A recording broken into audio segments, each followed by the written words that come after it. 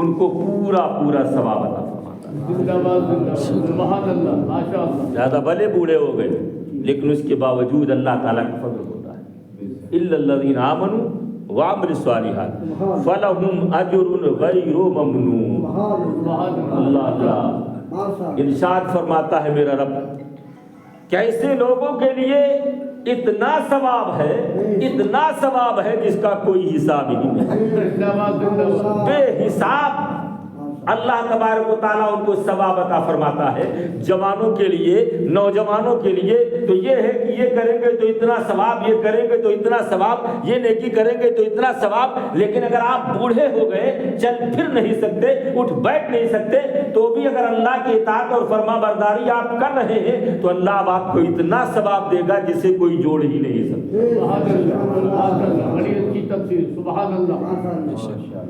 فلہم اجر غیر ممنون فما یکذبک بعد بالدین.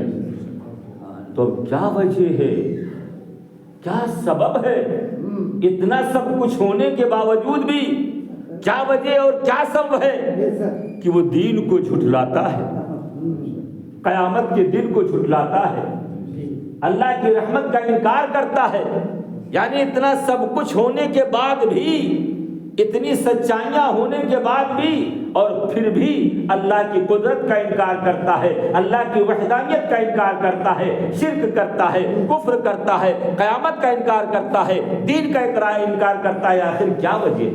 الیس اللہ بحکم الحاکمین, الیس اللہ بحکم الحاکمین.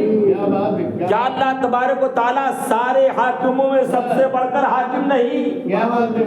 کیا وہ سب سے عظمت والا نہیں, سب سے بڑھ کر شان والا نہیں, سب سے بزرگ تر نہیں؟ اسی لیے حدیث پاک میں ہے کہ جب یہ سورہ ختم کی جائے تو کہا جائے بلا. سبحان اللہ. یہ سورت جب پڑھا جائے اور پڑھ کر کے جب یہاں پر رک جائیں تو کہیں بلا. بلا کا مطلب یہ ہوا کیوں نہیں, یعنی اللہ ہی سب سے بڑا حاکم ہے, اللہ ہی سب سے بڑا حاکم ہے, اللہ ہی سب سے بڑی عزت والا ہے, اللہ ہی سب سے بڑی شان والا ہے. درود پاک پڑھ لیجئے.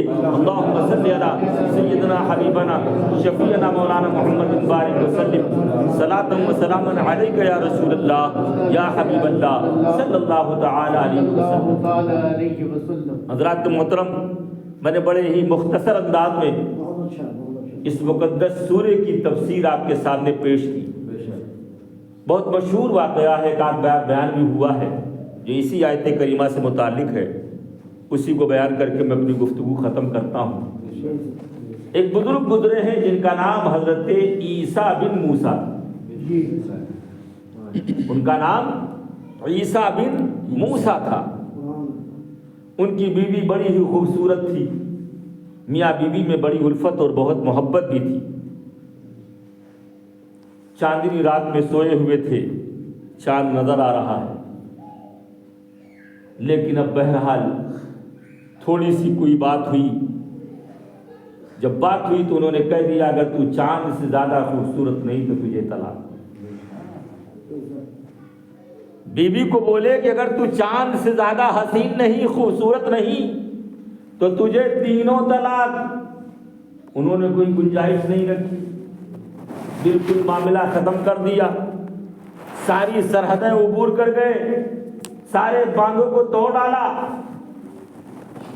جیسے ہی انہوں نے یہ کہا فوراً بیوی بستر سے اٹھ جاتی ہے, فوراً پردہ کر لیتی ہے, فوراً دوسرے کمرے میں چلی گئی. انہوں نے کہا آخر تجھے کیا ہو گیا؟ کہا تم کو شرم نہیں آتی ہے, تم نے مجھے طلاق دے دیا ہے, طلاق مغلظہ دے دیا ہے, اور پھر کہتے ہو کیا وجہ ہے؟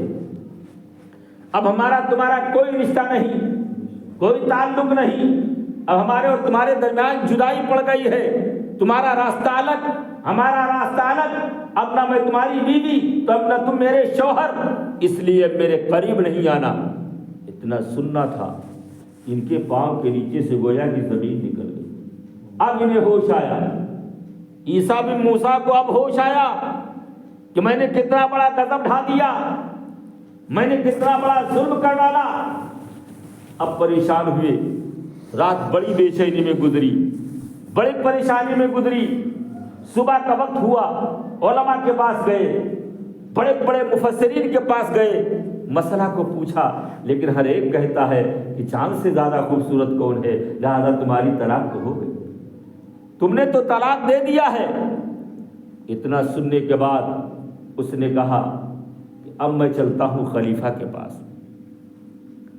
خلیفہ منصور کی بارگاہ میں پہنچا، اور پہنچنے کے بعد اس نے عرضی لگائی کہ حضور مجھے اپنی بیوی سے بڑی الفت اور محبت تھی، لیکن یہ کلمہ میری زبان سے جاری ہو گیا، اور میں نے کہہ دیا کہ اگر تو چاند سے زیادہ خوبصورت رہی تو تجھے تینوں طلاق۔ بیوی نے مجھ سے پردہ کر لیا، اب اپنے میکے ماں باپ کے یہاں پہ چلی گئی، مجھے چھوڑ کر کے یہاں سے رخصت ہو گئی۔ اب میرے سمجھ میں نہیں آتا کہ میں اس کو کس طریقے سے حاصل کروں۔